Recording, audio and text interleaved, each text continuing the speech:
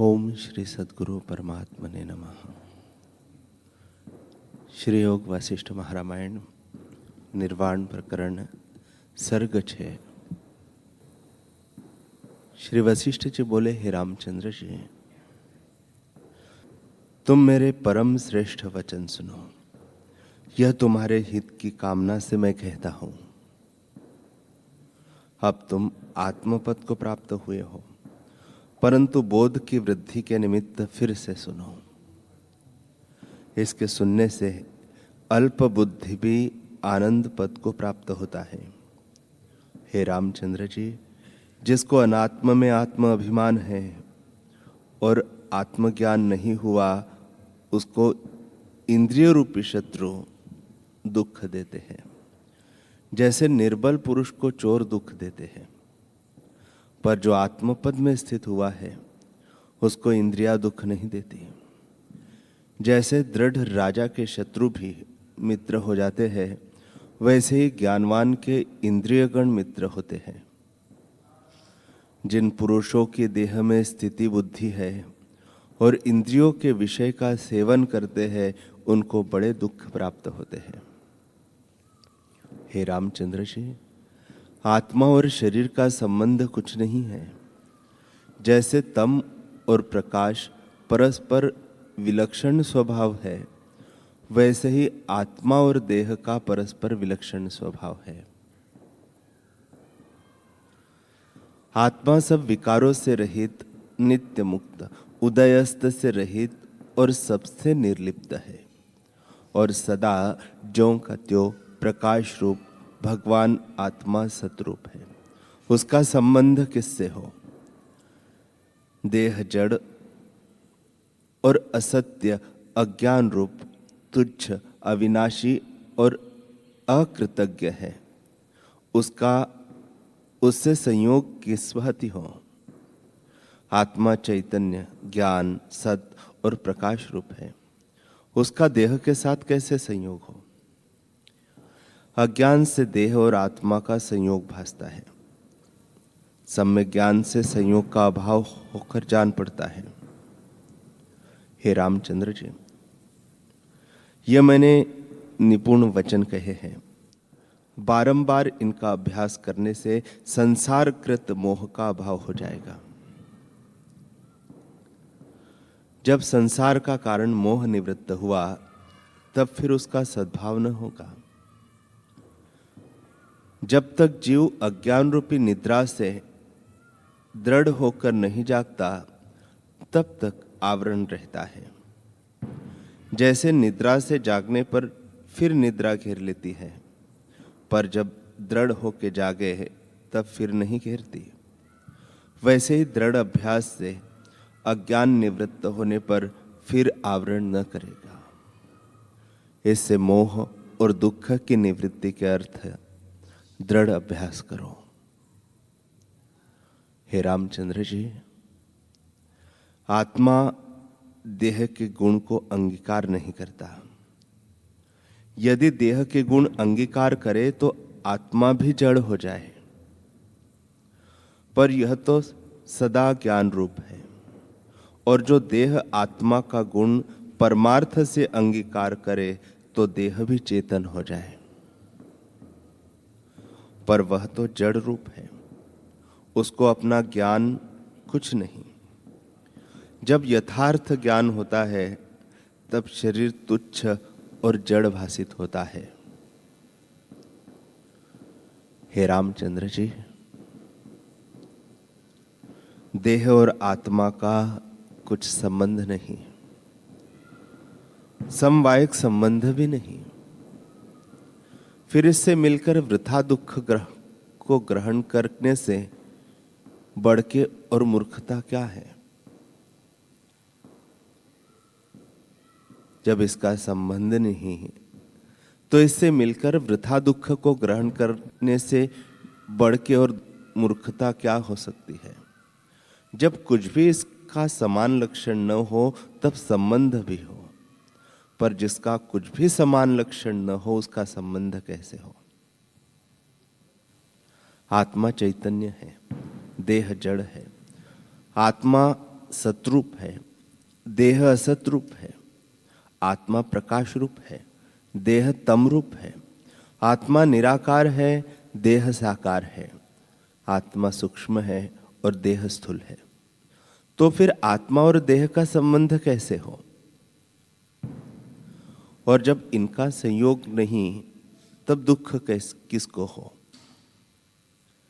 जैसे सूक्ष्म और स्थूल, दिन और रात्रि, ज्ञान और अज्ञान, धूप और छाया, सत और असत का संबंध नहीं होता, वैसे ही आत्मा और देह का संयोग नहीं होता।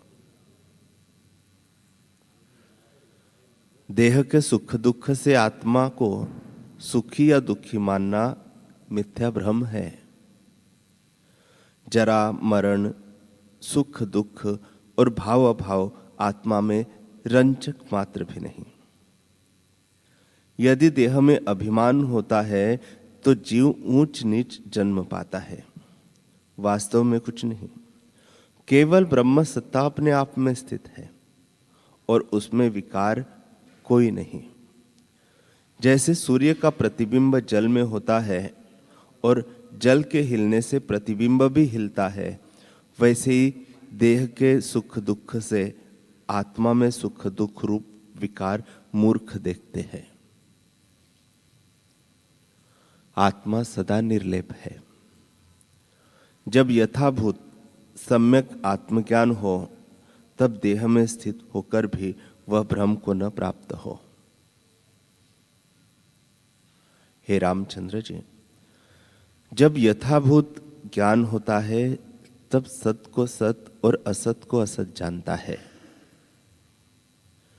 जैसे दीपक हाथ में होता है तब सत असत पदार्थ भासते हैं, वैसे ही ज्ञान में मनुष्य सत असत यथार्थ जानता है और वैसे ही अज्ञान से मोह में भ्रमता है। जैसे वायु से पत्र भ्रमता है, वैसे ही मोह रूपी वायु से अज्ञानी जीव भ्रमता है और कदाचित स्वस्थ नहीं होता। जैसे यंत्र की पुतली तागे से चेष्टा करती है, वैसे ही अज्ञानी जीव प्राण रूपी तागे से चेष्टा करते हैं। और जैसे नट अनेक स्वांग भरता है, वैसे ही कर्म से जीव अनेक शरीर रखता है।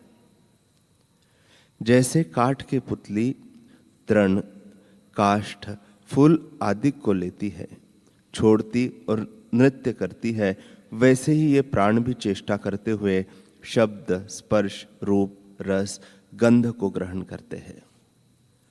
जैसे वे पुतलियां जड़ है, वैसे ही ये भी जड़ है। यदि कहिए कि इनमें तो प्राण है, तो जैसे लोहार की धोकनी श्वास को लेती और छोड़ती है, वैसे ही ये जीव भी चेष्टा करते हैं। हे रामचंद्र जी, अपना वास्तव स्वरूप जो है सो ब्रह्म है। उसके प्रमाद से जो मोह को और कृपणता को प्राप्त होते हैं। जैसे लोहार की खाल वृथा श्वास लेती है, वैसे ही इनकी चेष्टा व्यर्थ है। इनकी चेष्टा और बोलना अनर्थ के निमित्त है। जैसे धनुष से जो बाण निकलता है वह हिंसा के निमित्त है, उससे और कुछ कार्य सिद्ध नहीं होता, वैसे ही अज्ञानी की चेष्टा और बोलना अनर्थ और दुख के निमित्त है, सुख के निमित्त नहीं। और उसकी संगति भी कल्याण के निमित्त नहीं। जैसे जंगल के ठूठ वृक्ष से छाया और फल की इच्छा करनी व्यर्थ है, उससे कुछ फल नहीं होता और न विश्राम के निमित्त छाया ही प्राप्त होती है, वैसे ही अज्ञानी जीव की संगति से सुख नहीं होता।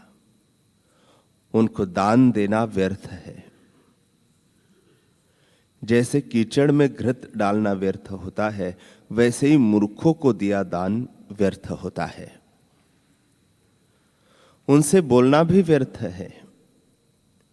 जैसे यज्ञ में कुत्ते को बुलाना निष्फल है, वैसे ही उनसे बोलना निष्फल है।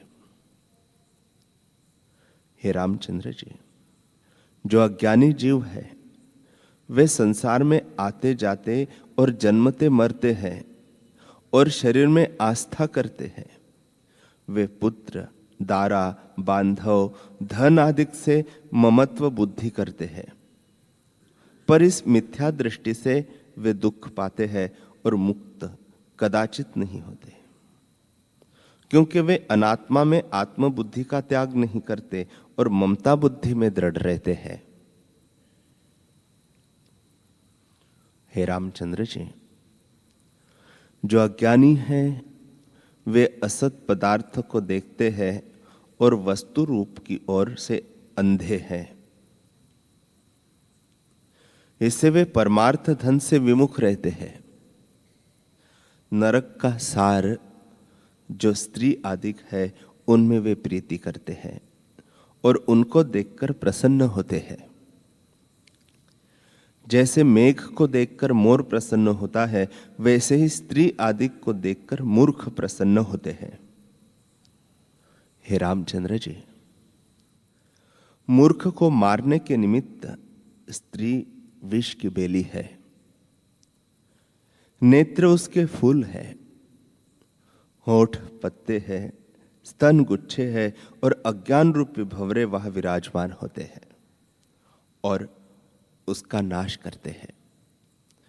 मति रूपी तालाब में हर्ष रूपी कमल और चित्त रूपी भंवरे सदा रहते हैं और अज्ञान रूपी नदी में दुख रूपी लहरें और तृष्णा रूपी बुलबुले उठते हैं। यह नदी मरण रूपी बड़वाग्नि में जा पड़ेगी। हे रामचंद्र जी, जब जन्म होता है तब जीव महागर्भ अग्नि से जलता हुआ निकलता है और महामूर्ख अवस्था में निकलकर दुखी होता है। वह जब यौवन अवस्था को प्राप्त होता है तब विषयों का सेवन करता है, वे भी दुख के कारण होते हैं। फिर वृद्ध अवस्था को प्राप्त होता है तब शरीर अशक्त होता है और हृदय को तृष्णा जलाती है। इस प्रकार जन्म मरण अवस्था में जीव भटकते हैं।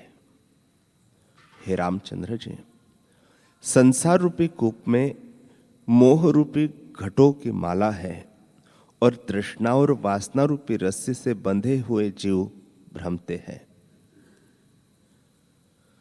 ज्ञानवान को संसार कोई दुख नहीं देता, गोपत की नाई तुच्छ हो जाता है, पर अज्ञानी को समुद्र की तरह उससे उबरना कठिन होता है। वह अपने भीतर ही भ्रम देखता है और निकल नहीं सकता, थोड़ा भी उसको बहुत हो जाता है। जैसे पक्षी को पिंजड़े में और कोल्हू के बैल को घर ही में मार्ग दुस्तर हो जाता है, वैसे ही अज्ञानी को तुच्छ संसार बड़ा दुस्तर भासता है। हे रामचंद्र जी, जगत को रमणीय जानकर जीव उसके जिन पदार्थों की इच्छा करता है वे सब पंच भौतिक पदार्थ है, पर वह मोह से उनको सुंदर जानता है, उनमें प्रीति करता है और उन्हें स्थिर जानता है। वे सब अनर्थ के निमित्त होते हैं। हे रामचंद्र जी, अज्ञान रूपी चंद्रमा के उदय से भोग रूपी वृक्ष पुष्ट होते हैं। वे जन्मों की परंपरा रूपी रस को पाते हैं, कर्म रूपी जल से सिंचते हैं और पुण्य और पाप रूपी मंजरी उनमें होती है। अज्ञान रूपी चंद्रमा का अमृत वासना है और आशा रूपी कमलिनी पर अज्ञानी रूपी भंवरा बैठकर प्रसन्न होता है। इसलिए सब जगत अज्ञान के कारण रमणीय भासता है। हे रामचंद्र जी, जिस ज्ञान से यह जगत स्थित है उसका प्रवाह सुनो।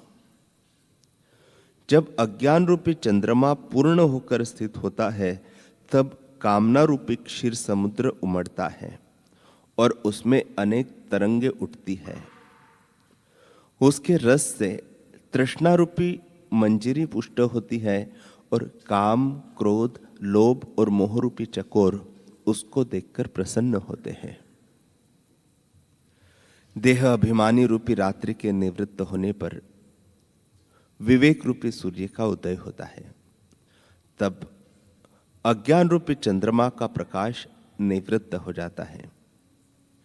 हे रामचंद्र जी, अज्ञान से जीव भ्रमते हैं और उनकी चेष्टा उल्टी हो जाती है।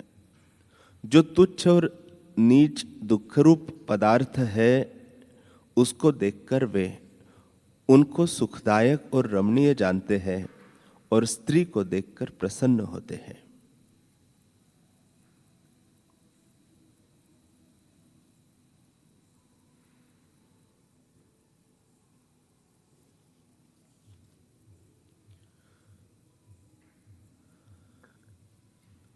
हरि ओम।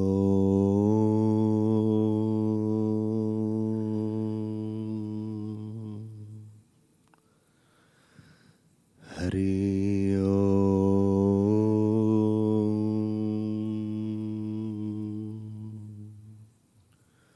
हरि ओम।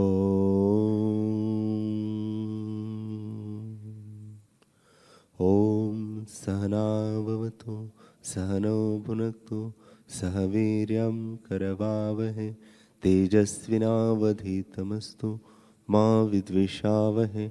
ओम शांति शांति शांति। श्री सद्गुरुदेव भगवान की जय।